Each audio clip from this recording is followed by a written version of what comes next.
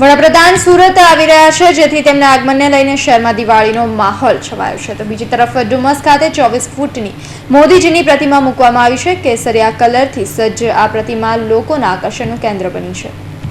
વડાપ્રધાન બન્યા બાદ પહેલીવાર પીએમ નરેન્દ્ર મોદી સુરત શહેરની મુલાકાતે આવી રહ્યા છે, જેને લઈ સુરત શહેરની રોનકમાં એક અનેરો ઉત્સાહ જોવા મળી રહ્યો છે.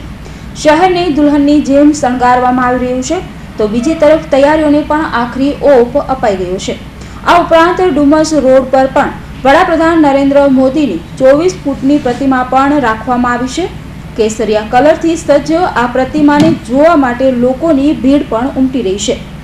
ઉપરાંત લોકોમાં પીએમની આ પ્રતિમા સાથે સેલ્ફી લેવાનો ક્રેઝ પણ જોવા મળી રહ્યો છે. ત્યારે પીએમના આગમનને લઈને આ પ્રતિમા તો લોકોમાં આકર્ષણનું કેન્દ્ર બની છે, પરંતુ બીજી તરફ શહેરને જે દુલ્હનની જેમ શણગારવામાં આવ્યું છે, તેની રોશની પણ ઉડીને આંખે વળગી રહી છે.